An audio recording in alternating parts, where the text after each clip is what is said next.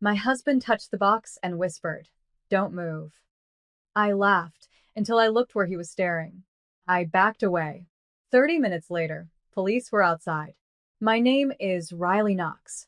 And if your heart can take it, keep watching. How do you love someone who might be trying to kill you? The box was wrapped in plain brown paper, the handwriting weirdly neat. He said it smelled like chemicals. I thought he was joking until I saw his face. His eyes locked on a thin wire poking from the corner like a vein. The moment he yelled, I dropped the knife I was holding. The one I'd just used to cut our anniversary cake. I couldn't speak. I couldn't move. My husband, Evan, had already backed halfway into the hallway, hand outstretched like I was a hostage. He told me to get out of the house. I ran. He didn't. Instead, he called someone, not 911, and started whispering. I heard only a few words. She opened it. Not yet. Looks real. The word she stopped me cold. She, not we. Sirens came fast. The street was full of lights.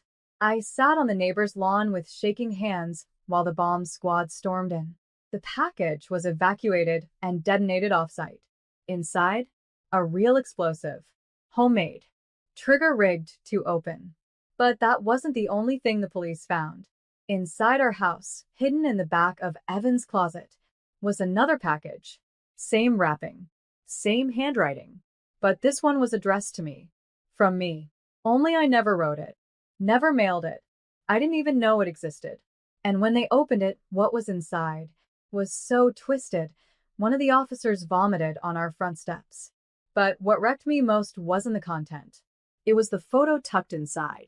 Of me. Sleeping. Timestamped 2 nights ago. Someone was inside our home. Watching me. And Evan wasn't nearly as surprised as he should have been. They questioned me for hours like I was the one who planted it. And Evan? He played the panicked husband perfectly. Hands shaking. Voice breaking. Said he barely held it together when he saw the wires. Even asked for a glass of water mid-interview, the kind of theatrics you see in courtroom dramas. But me? I couldn't cry. Couldn't fake fear. I was numb. Suspicious. Because in my gut, something already felt wrong. The second package, the one hidden in our closet, had old photos. Printed. Grainy. All of me. Me brushing my teeth. Me changing. Me in the shower. Someone had been watching me for weeks. And Evan's first reaction wasn't rage or terror. It was recognition. They found the photo memory cards tucked in a shoebox behind his boots. His explanation? Oh, God, those aren't mine. I swear, maybe someone planted them to frame me. Classic. But he didn't even ask me if I was okay. He didn't touch me once that night. Didn't hold me. Didn't say, "You're safe now." He just kept asking, "Did you tell them anything weird? Did you mention the inheritance? Did they take my laptop?" That last one sent a jolt through me because I never said anything about his laptop. And suddenly, I remembered a moment 2 weeks earlier. He told me not to go in his office because he was working on a surprise for our anniversary. He even locked the door. Now I wondered if the surprise was a bomb, or maybe something worse. That night, I didn't sleep. I lay in bed beside a man who was either a target or a predator. At 2:03 a.m., while he snored beside me, I tiptoed to his office. The door was still locked, but I knew where he kept the spare key, taped under the fire extinguisher. Inside, the room smelled like cold sweat and printer ink. On his desk, 2 things that made my blood stop moving. A printed blueprint of our living room, marked with optimal placement, and a receipt for $14,200 in cash, handed to someone named Jace Morgan. I didn't know who Jace was, but I was about to find out. By morning, Evan had already called out of work, said we needed time to process. I told him I had a headache. Truth was, I was processing all right, processing the blueprint of my own death. The name on the receipt haunted me. Jace Morgan. It wasn't a name I recognized. Not a coworker. Not a friend. Not family. So I did what every woman does when she's on the edge of panic and truth. I searched, found his name in my husband's emails, buried deep in the trash folder, months old. Subject line: We're square. No loose ends. The body of the email? A photo of me at the gym. And a Venmo handle. I clicked. Jace had a public profile. His bio read: private security, surveillance, discreet work. No questions. And under his transactions? April 3rd, $3, 500, Blueprint Recon. May 16th, $2, 000, install. June 28th, $8, 700, final payment collision. The last one? The emoji wasn't a mistake. I felt the scream rise in my throat, but swallowed it like glass. I screenshotted everything. Every message, every transaction, every photo. Evan was planning something. Maybe still is. I needed help. Someone outside of all this. So I drove to the only person I knew would listen. Callie, my best friend since freshman year of college. She's the type who can spot a lie in a hurricane. She opened the door in her pajamas, took one look at me, and said, "Tell me everything." I did. Start to finish. Callie went quiet. Then she said something that twisted everything sideways. "Riley, I know that name. Jace Morgan dated my cousin and nearly beat her to death." I swear the floor shifted beneath me. She pulled out her phone, searched her cousin's messages. There he was. Same man, same name, same emoji. Collision. But here's what broke me most. Callie swiped again, scrolling through old screenshots her cousin had sent her, and stopped. She turned the screen toward me. My husband, Evan, sitting beside Jace at a bar, laughing, arms around two women. The photo was from 2019, for years before I ever met him. He knew Jace long before any of this started. He knew exactly what he was doing when that package arrived. And now, so did I. I didn't drive home. I couldn't. Not after seeing that photo. Not after realizing the man I married, the man I shared a bed, a name, and a future with, had been orchestrating my slow, silent erasure.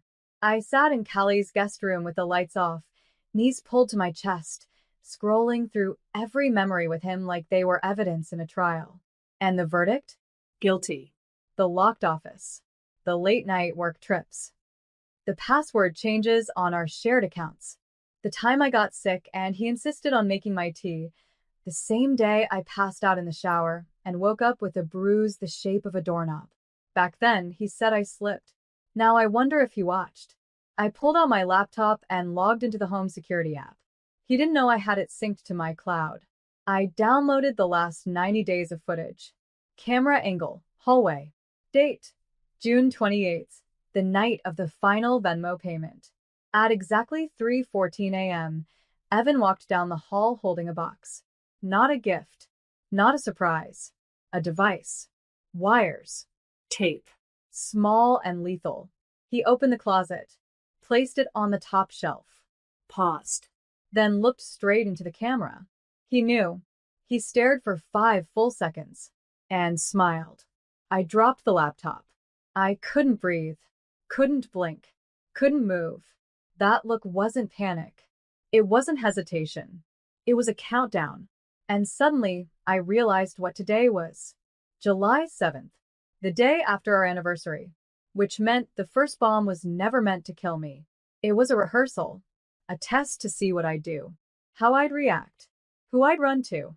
And if he knew I'd found Jace's name, then he was already planning the real one. That's when my phone buzzed. A text from Evan. "Come home. We need to talk. Don't make me come find you." I stared at the screen, my fingers trembling, my mouth dry. And for the first time in this whole nightmare, I whispered out loud, "He's going to kill me." Callie heard, and she didn't hesitate. She grabbed her car keys and said, "We're going to the cops. Now." But we didn't make it, because when we opened the front door, Evan was standing on the porch. He stood there like he owned the night, clean-shaven, calm, holding flowers, roses, the same kind he gave me the night we got engaged. But this time, there was a shadow in his eyes, something coiled and waiting. Callie stepped in front of me, blocking his view. "What the hell are you doing here, Evan?" she said, arms crossed, voice steel. He smiled. Not nervous. Not apologetic. Charming. Calculated. "I just want to talk to my wife," he said, eyes flicking to me. "That's not a crime, is it?" Callie didn't move. "She's not going anywhere with you." He laughed, soft, patronizing. "Riley, you're really gonna hide behind your little friend like this?" I stepped forward, shaking but firm. "You lied to me," I said. "I saw the footage. I saw you plant it." His face didn't even twitch. No shock. No fear. Just that damn smile. "Footage can be faked," he said. "Memories can be twisted. But marriage? That's real." He took a slow step toward me. And that's when Callie pulled out her phone and hit record. "Say that again," she snapped. "I want it on video." Evan froze. A flicker, the first crack in his mask. Then, fast as a switch, his voice changed. Lower. Tighter. Controlled. "You think this is smart, Callie? You think recording me's going to save her?"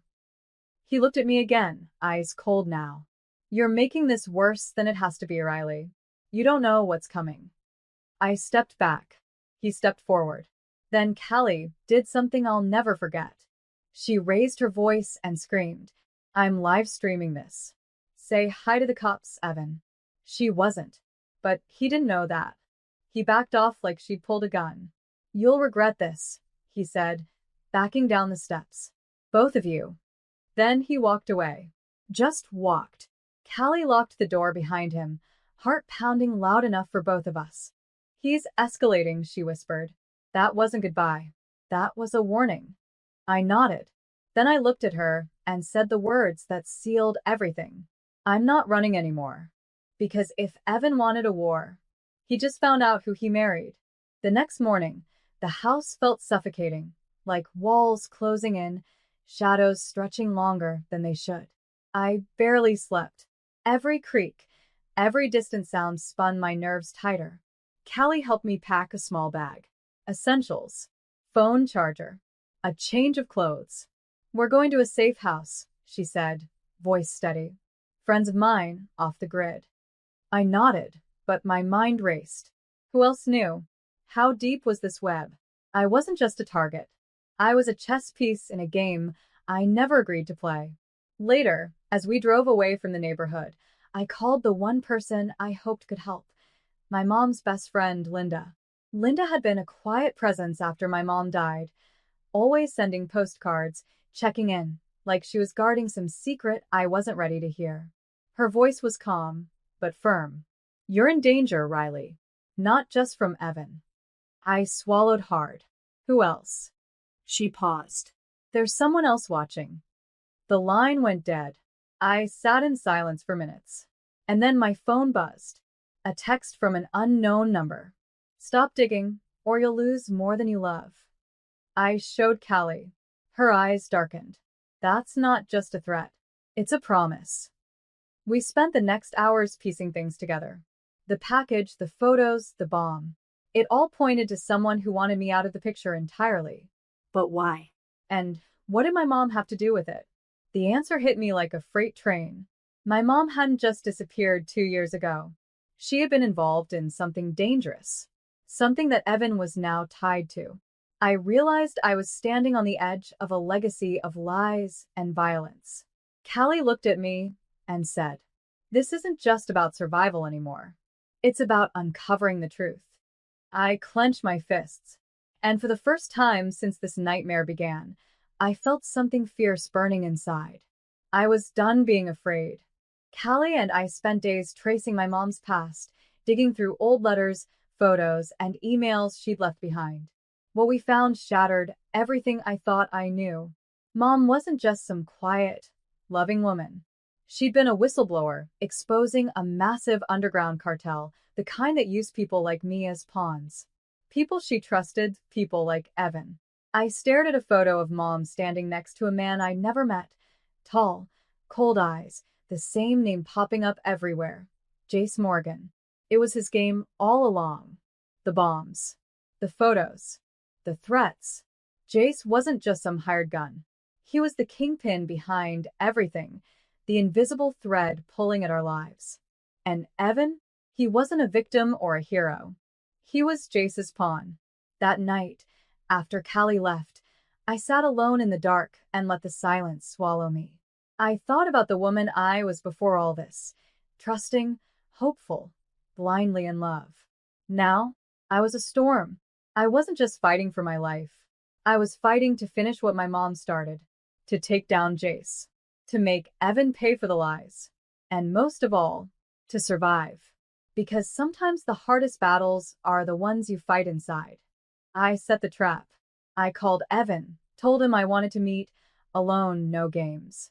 He showed up, calm but guarded. The last place he expected was the old warehouse by the docks. Lights flickered, shadows danced. I wasn't afraid anymore. I had the police watching from a distance, Callie with me, and a plan sharp enough to cut through years of deception. He tried to bluff, charm, threaten. But I held up a folder filled with evidence, emails, photos, payment records linking him directly to Jace. His mask cracked. He lunged. But the cops were faster. Handcuffs clicked. Justice was loud and clear. As they led him away, I looked at the setting sun, the horizon bleeding orange and red like the closing of a brutal chapter. I whispered to the wind, "Thank you, Mom. I finished it." I wasn't just a victim. I was a warrior. And this story,